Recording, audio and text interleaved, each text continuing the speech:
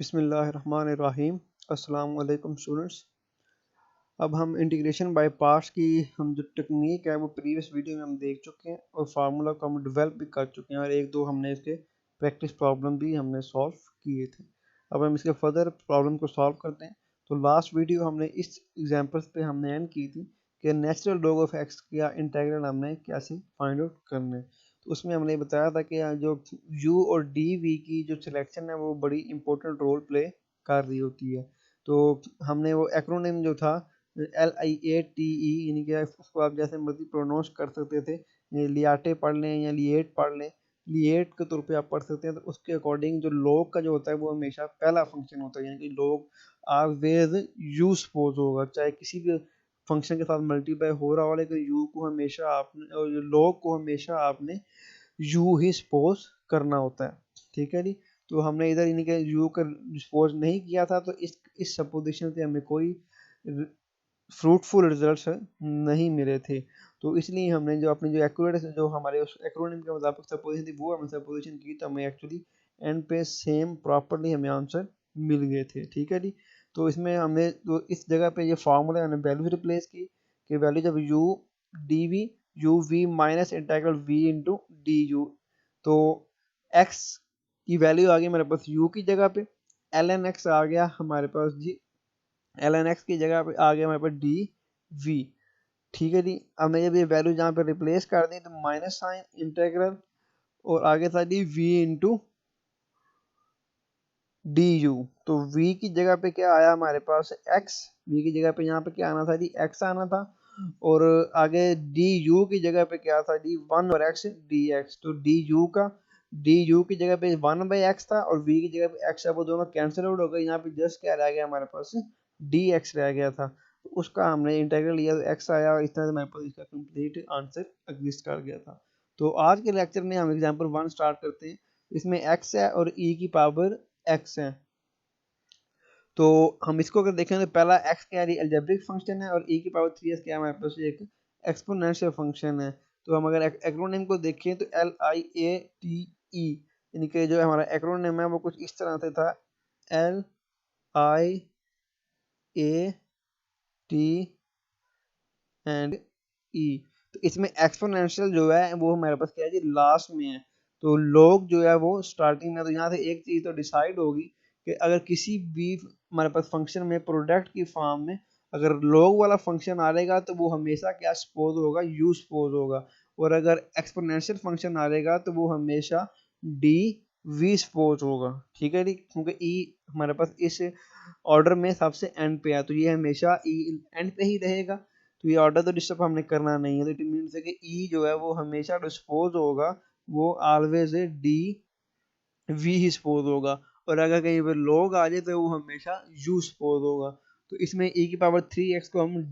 D we suppose کریں گے، ای کی power 3x into D x جو ہے وہ ڈی وی سپوز ہوگا، ٹھیک ہے نہیں۔ تو ادھر اس کو ہم نے وی پرائم کے فارم میں لکھ دیا، ای کی پاور 3x جو ہے اس کو ہم نے وی یعنی کہ ڈی وی کو یہاں پہ ہم نے ڈی وی پرائم کے فارم میں لکھ دیا، پرائم بھی ڈی وی ہے، ٹھیک ہے نہیں۔ تو وی پرائم از اکول ٹو ای کی power 3x into D x,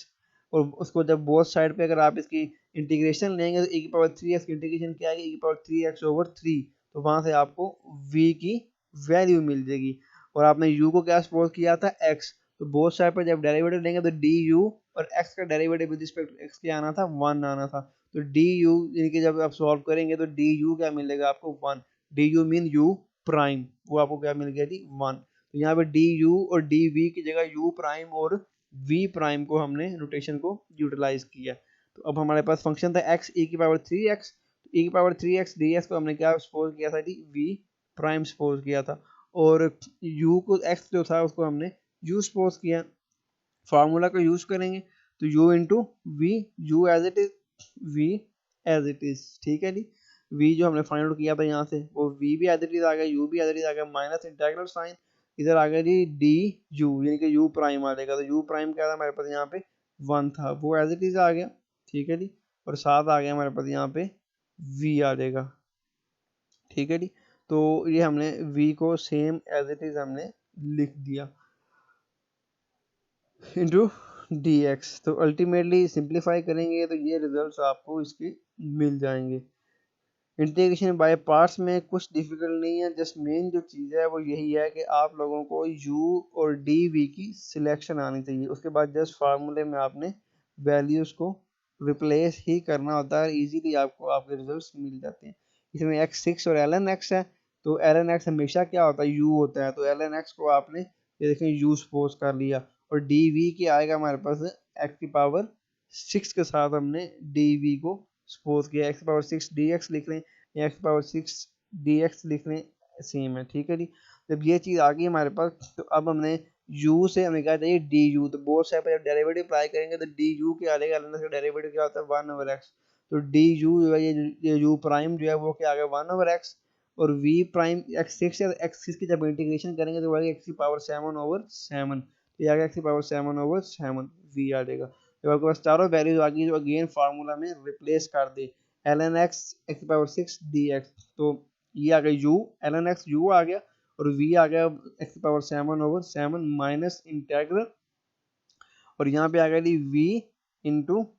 D you, تو ڈی یو کیا تھا ہمارے پاس یہاں پہ اس وقت x کی power 6 sorry 1/x into D x آ گیا ہمارے پاس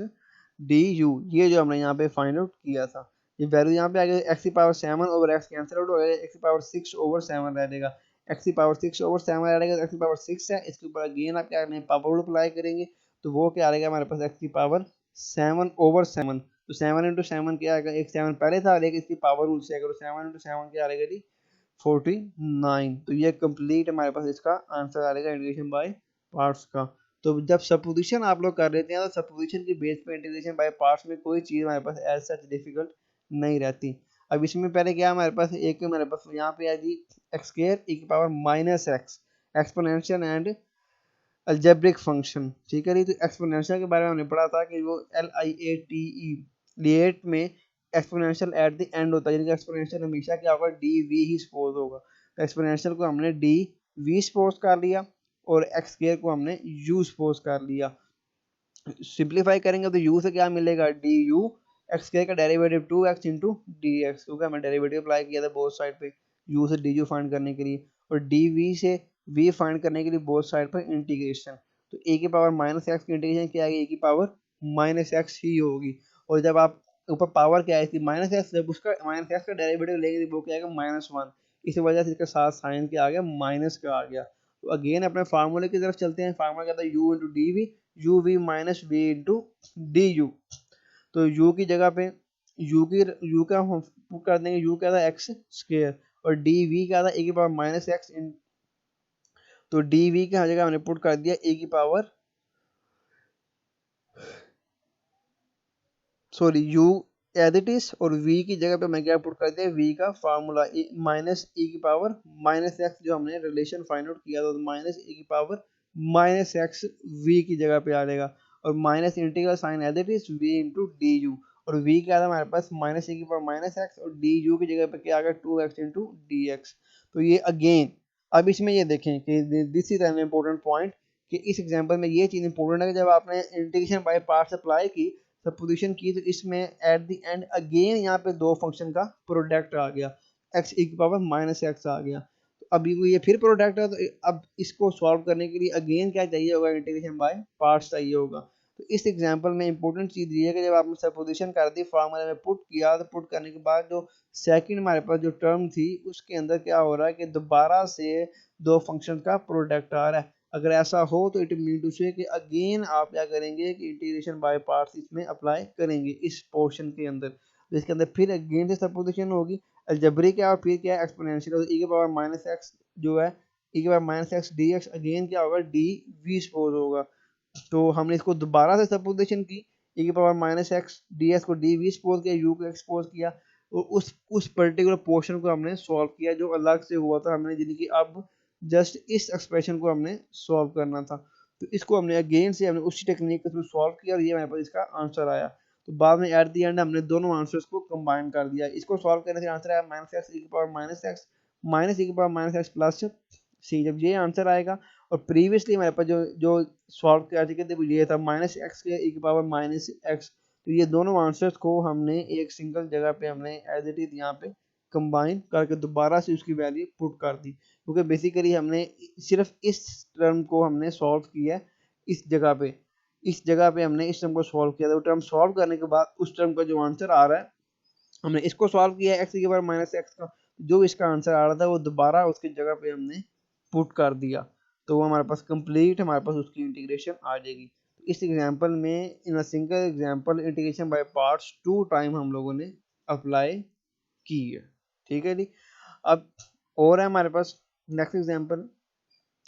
इसमें एक्सपोनेंशियल फंक्शन है और साथ ट्रिग्नोमेट्रिक फंक्शन आपस में क्या हो रहे हैं जी, मल्टीप्लाई हो रहे हैं। ठीक है। अब इस एग्जांपल के अंदर भी एक स्पेशल टेक्निक यूज होगी, जैसे प्रीवियस एग्जांपल में क्या था कि इंटीग्रेशन बाय पार्ट्स 2 दफ़ा यूज हुई। ठीक है। अब इसमें क्या होगा कि 2 दफ़ा यूज नहीं होगी, लेकिन अभी हम जब सॉल्व करेंगे तो देन आपको मैं एक्सप्लेन करूंगा कि इसमें क्या चीज़ यूनिक आ रही है, कि जब हमारे पास e की पावर x है cos x dx है। ठीक है जी। अब इस टेक्निक के मुताबिक देखिए, एक क्या है एक्सपोनेंशियल है और एक क्या cos फंक्शन है। एक्सपोनेंशियल एट द एंड है तो वो एक्सपोनेंशियल फिर क्या होगा, dv ही सपोज होगा, तो dv is equal to e की पावर x dx आ जाएगा और u is equal to cos x आ गया। बोथ साइड पर डेरिवेटिव लिया, cos का derivative minus sin x dx आ गया हमारे पास, और इधर हमने क्या लिया इंटीग्रेशन ली, तो इधर क्या आएगा v और e की पावर x की इंटीग्रेशन e की पावर x ही आ जाएगी, तो v is equal to e की पावर x और du is equal to minus sin x dx और dv एंड u चारों वैल्यूज आ गई, अपने इस फार्मूले में रिप्लेस कर दे uv वाले फार्मूले के अंदर। तो u की जगह पे क्या आ गया हमारे पास, cos x। अब u की जगह पे हमने cos x पुट कर दिया कि here is a u and v, u क्या था cos x, तो cos as it is आ गया, v क्या था हमारे पास e की पावर x, तो v की जगह पे e की पावर x आ गया हमारे पास, plus v into du, v क्या था e की power x as it is और du क्या था हमारे पास minus sine x into d x, तो ये आ गया minus sine x into d x हमने यहाँ पे पुट कर दिया, तो ये इधर से माइनस आया और एक फार्मूले का माइनस साइन है, तो वो माइनस माइनस क्या हो गया हमारे पास प्लस हो गए। अब इसमें देखेंगे इसके अंदर अगेन जब हमने इसको सॉल्व किया तो e की पावर x cos x तो आया, लेकिन इंटेग्रल के अंदर अगेन क्या रह रहा है e की power x into sine x ही रह रहा है, यानी कि एक्चुअली कोई खास हमने अचीवमेंट हासिल नहीं की, क्योंकि e की पावर x cos x था, तो सिंपल डिफरेंस क्या आ गया, cos x की जगह पे यहाँ पे क्या आ गया इंटीग्रल में साइन एक्स आ गया, उसके अलावा हमें इंटीग्रेशन बाय पार्ट्स का कोई बेनिफिट यहाँ पे नहीं हुआ। तो अब इस सिनेरियो को हम कैसे डील करेंगे, तो नेक्स्ट हम चलते हैं कि अब हमें बेसिकली इस पर्टिकुलर पार्ट से हमें प्रॉब्लम है, तो ए की power x into sine x,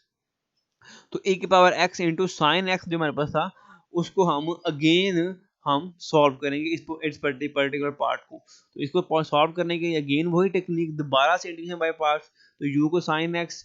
और एक्सपोनेंशियल को dv सिंप्लीफाई करेंगे, du और v भी आपको मिल जाएंगे डेरिवेटिव और इंटीग्रेशन से, फॉर्मूले में जब रिप्लेस करेंगे, तो जब इस पर्टिकुलर पार्ट को सॉल्व किया तो उसके अंदर दोबारा से क्या आ गया, अगेन e की power x sin x minus integration of e की power x into cos x into dx आ रहे होंगे, जब फार्मूले में अपने वैल्यूज पुट की u v, तो u की जगह पे sin x, v की जगह पे हमारे पास e की पावर x आ जाएगा, ये आ गया माइनस इंटेग्रल v की जगह पे e की पावर x और du की जगह पे क्या बना आपके पास cos x बना, तो ये अगेन वही फॉर्म आ गई। अब ये देखेंगे इसमें क्या इस एक्सप्रेशन में क्या चीज यूनिक आई, जब आपने इसको सॉल्व किया साइन एक्स वाले को तो दोबारा क्या बन गया cos x बन गया। अब इस चीज को अगर आप देखें तो ये हमारे पास एक्चुअल क्वेश्चन था जो हमें गिवन था, तो वो दोबारा से वो क्वेश्चन ही फॉर्म हो गया, तो हमारे पास ये जो e x sine x d x का जो हमारे पास अल्टीमेट आंसर आया वो ये आया हमारे पास। ठीक है जी। अब इस आंसर को आप दोबारा अपने इस रिलेशन के अंदर पुट कर देंगे जहां से हमने स्टार्ट किया था, तो रिलेशन था e की पावर x cos x और आगे जो था यहाँ पे e की power x sin x dx जो था इंटीग्रल के साथ, उसका जो आंसर आया वो आंसर हमने यहाँ पे रिप्लेस कर दिया। अब ये आंसर हम यहाँ पे रिप्लेस करेंगे तो अल्टीमेटली e की power x sin x minus integral e की power x cos x dx आ जाएगा। ठीक है। अब ये चीज हमारे पास आएगी, तो अब इसमें देखें कि ये जो हमारे पास जो क्वेश्चन है ये तो ऑलरेडी क्वेश्चन था और लेफ्ट साइड पे ये क्वेश्चन था, तो ये दोनों क्या एक्सप्रेशन सेम है, तो ये माइनस वाला साइन को इधर आके हम क्या कर देंगे जी प्लस कर देंगे, पूरे के पूरे इस टर्म को इससे प्लस कर देंगे, तो प्लस, तो जब प्लस करेंगे तो ये इस इधर आके क्या हो जाएगा 2 टाइम e की पावर x cos x हो जाएगा, जब ये माइनस था जब इधर आके प्लस होगा तो ये प्लस 2 e की power x cos x dx हो जाएगा इंटीग्रल के अंदर, तो ये जो 2 हो गया हमारे पास, तो 2 इधर मल्टीप्लाई इधर आके हमने क्या कर दिया डिवाइड कर दिया, तो ये हमारे पास विदाउट इंटीग्रल हमें उस चीज का आंसर हमें مل گیا. یہ ایک پرٹیکولر ٹیکنیک تھی جو ہم نے یوز کی. اگر ہمارے پاس انٹیگریشن آپ نے مور دین ون ٹائم اپلائی کی, اور یہ موسٹلی ہوتا ہے ٹریگنومیٹرک فنکشن کے کیسز کے اندر, کہ جب ہمارے پاس ایکسپونینشیل اور ٹریگنومیٹرک فنکشن آ رہے ہوں تو اے کی پاور ایکس کا ڈیریویٹو تو اے کی پاور ایکس ہی رہتا ہے, وہ تو ختم ہوتا نہیں ہے. اور سائن کا کوز آتا ہے ڈیریویٹو کوز کا, سائن کوز, یہ آپس میں ہمارے پاس فریکوینٹلی ریپیٹ ہوتے رہتے ہیں. اس وجہ سے پھر one time to time integration جب آپ بائی پارٹس اپلائی کرتے ہیں تو کہیں نہ کہیں جا کے وہ کویشچن دوبارہ سے اپیئر ہو جاتا ہے. تو اس کو پھر سالو نہیں کرنا, اس کو آپ دوسری طرف جا کے آپ اس کو پلس کر دیں تو وہ آپ اس کا آنسر آپ کو اس کا انٹیگریشن بائی پارٹس کا مل جائے گا. ٹھیک ہے جی. تو یہ اس کے ریلیٹڈ پریکٹس پرابلمس ہیں. تو یہ سارے کے سارے پروڈکٹس میں ہیں, لیکن آپ نے اپنے اس میں رولس کو ذہن میں رکھنا ہے کہ یو اور ڈی بھی کس کو ڈیسائیڈ کرنا ہے, اور وہ آپ کے جو ایکرونیم ہے D8 اس کی بیس پہ ڈیسائیڈ ہوگا, LIATE, کہ پہلا آپ نے کون سا رکھنا ہے. اور اس میں بھی آپ کو کویشچن ایسے آئیں گے جہاں پہ آپ کو مور دین one time integration by parts apply کرنا پڑے گا. تو لائک 15 اینڈ 16, تو آپ انٹیگریشن بائی پارٹس اپلائی کر کے تو پھر آپ انہیں سالو کریں گے. لائک یہ اے کی پاور ایکس سائن ایکس ہے, اے کی پاور 3x کوس 2x ہے. تو جب ایکسپونینشیل اور ٹریگنومیٹرک فنکشن آتے ہیں تو وہاں پہ مور دین ون ٹائم عموماً ہماری انٹیگریشن اپلائی بائی پارٹس ہو رہی ہوتی ہے. سو اس کو آپ سالو کیجیے گا, اینڈ تھینک یو, اللہ حافظ.